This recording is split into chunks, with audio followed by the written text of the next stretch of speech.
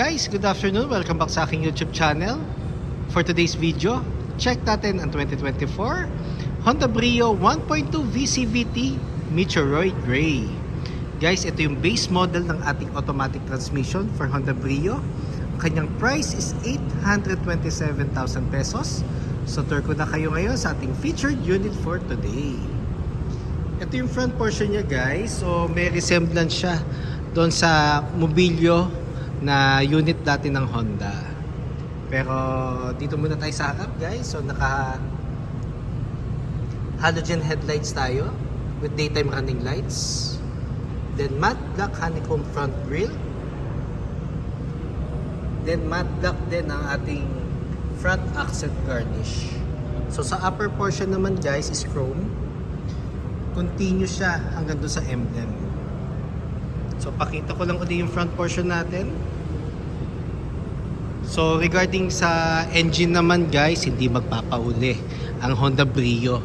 Kasi sa segment niya siya ang pinaka-powerful and fuel efficient sa engine. Kasi naka 1.2 CVT or 7-speed automatic tayo. Then 90 horsepower, 110 Newton meters of torque, single overhead cam, front wheel drive. Consumption nito, guys, nag-range siya ng 10 to 15 kilometers city driving. Then 14 and up naman pag highway.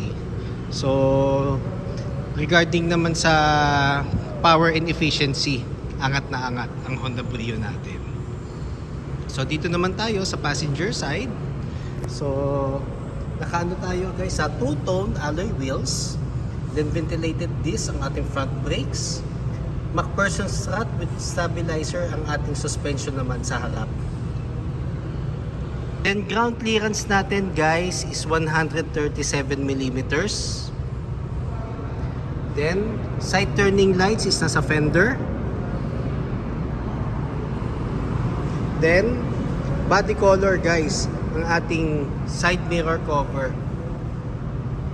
Then door handles is body color na din.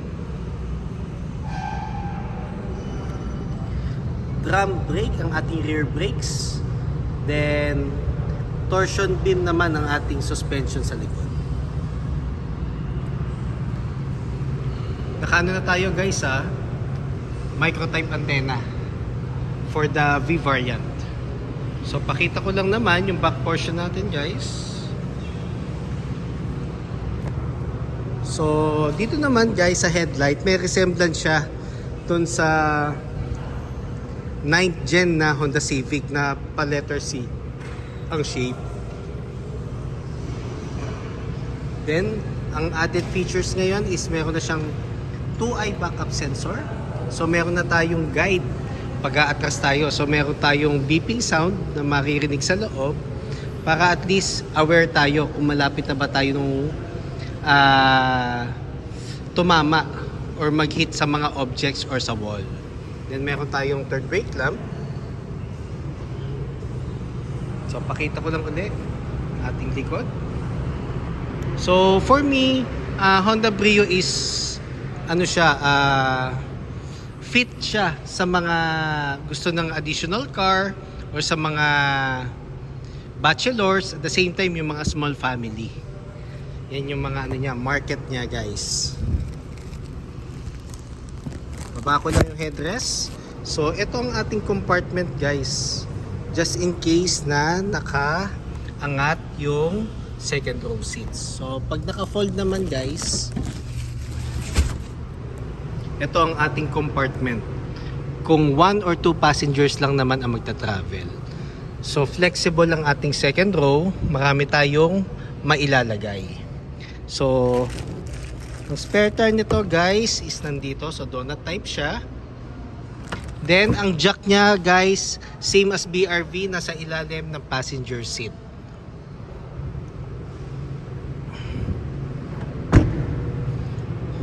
So fuel tank capacity is 35 liters. 91 octane ang minimum required. So kung gusto niyo mag higher octane like 93, 95 or 97, walang problem, basta consistent na isang octane lang ang gagamitin natin. So dito naman tayo sa door panel natin for the second row. So, urethane texture. Then, meron siyang child locks. As always naman, so safety ano na talaga yan.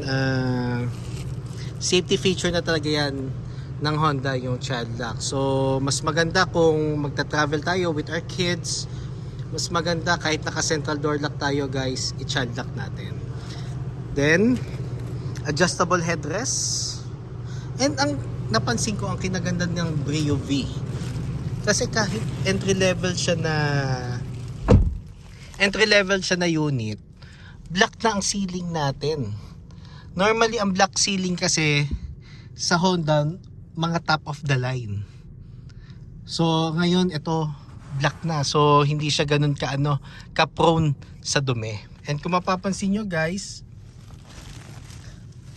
kahit sagad na yung upuan sa likod, spacious legroom pa rin. So, tapos ang headroom natin is mataas. So, si Honda naman, maximize naman lagi ang interior space. So, maluwag ang ating mga units. Then, ang dome light, halogen. So, lagi nating i-check to guys yung dome light natin kung nasa gitna or naka-off. Kasi pag naiwan natin yan naka-on at nilock natin ang sasakyan, madedrain ang battery ng sasakyan natin. Then sa middle section naman guys, meron tayong cup holder. Then meron tayong 4 speakers. Then ang material ng seats natin is fabric. So, lipat naman tayo guys sa front portion. So, pakita ko lang ulit guys yung driver side.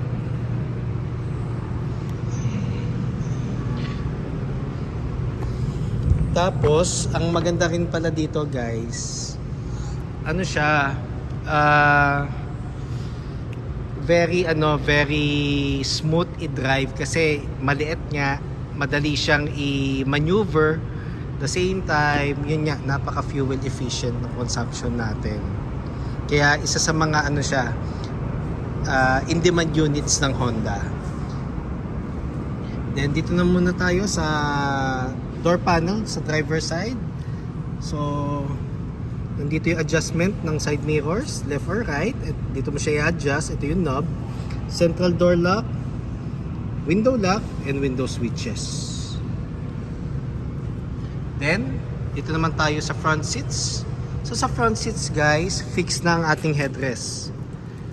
So para siya mga sports car seats. Then ayan yung fabric guys with gray stitches. Then fix ang ating height sa driver seat. So wala siyang height adjustment. So dito naman sa ilalim, nandito yung bukasan ng hood and yung gas lid is nandito. So pasok naman tayo sa ating Honda Brio. Pero ito guys, pag dinadrive ko to, sarap din i-drive kasi nga yun nga, powerful kahit maliit ang engine displacement. Pero sa mga counterpart niya kasi guys, nakaano na tayo 4 cylinder, then 1.2 ang makina. Tapos CVT or 7-speed automatic, so mas marami siyang gears. So hindi hirap yung sasakyan or yung makina every time na magta-travel tayo. Kaya mas ma-maximize niya yung consumption ng gasoline. So dito naman tayo guys sa steering wheel. So sa steering wheel guys, meron tayong audio control. Then urethane ang texture ng ating steering wheel. Then sa ating panel naman guys, analog. Then may portion lang dito na digital. So dito mo makikita kung anong gear ka. Normally yung park, reverse, neutral, drive, sports, or low gear. Tapos ito yung kanyang RPM and fuel gauge. Speedometer. Then sa likod ng steering wheel guys, nandito yung ating switch for the headlights. and for the wiper. So ano pa rin naman siya guys, wave key pa rin. So key start pa rin siya guys. Buksan ko lang guys kasi medyo mainit. Then so if ever guys, tilt ang adjustment ng ating steering wheel.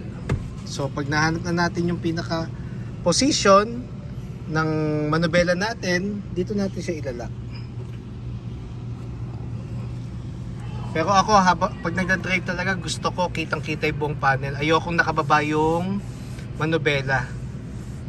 So yun kasi nakasanayan. Then dito naman tayo sa dashboard guys. So dual front airbags. Then touchscreen audio unit with Apple CarPlay and Android Auto ready na ang ating head unit. Pero via cord pa siya guys, hindi pa siya wireless.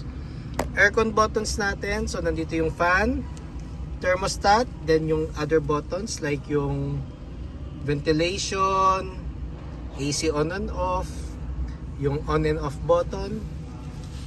Then itong portion na to guys is for the cellphone na maliit or siguro wallet or coin purse. Sa baba nito, another portion for the dito sa cellphone na yan. Then power outlet na 12 volts, 2 cup holders, then urethane texture ng ating shift knob. So ito yung transmission portion natin. So park, reverse, neutral, drive, sports mode, and low gear. Itong portion na to, dito mo isasaksak yung key just in case ma-discharge yung battery nyo para ma-shift nyo ang transmission to neutral. Then handbrake. So ugaliin nating mag handbrake guys ng pinaka mataas para hindi gagalaw ang unit natin just in case na medyo pa-incline ang daan. Then ito yung ating driver seat. Passenger seat. Then glove box guys. Glove box, warranty booklet, owner's manual, copy ng ORCR na hindi expired, and insurance policy just in case na meron kayong hard copy. Then visor with mirror, same goes with the other side. So guys, for today's video yun lang. So latest model na to guys, ulitin ko, 2024. So just in case na i-consider nyo mag-low down payment, bank purchase order, or even cash, even parts appointment, or service appointment, or even test drive, or even bank display sa aming bank partners, feel free to call or text 0906-386-8937 or visit me at 598 EDSA East Grace Park, Caloocan City, and look for me, Ross Oliver Cruz, ang inyong friendly sales manager here at Honda Cars Balintawak. Looking forward to meet you here guys and render my services to you. Kindly subscribe na rin pala guys sa aking YouTube channel and pa-follow na rin sa aking Facebook page, Honda Cars Balintawak Best Deals, Ross Oliver Cruz, or even sa aking personal FB account, Ross Oliver Cruz. So hopefully ma-assist ko kayo and provide you a hassle-free transaction. Yun lang guys. Thank you and God bless.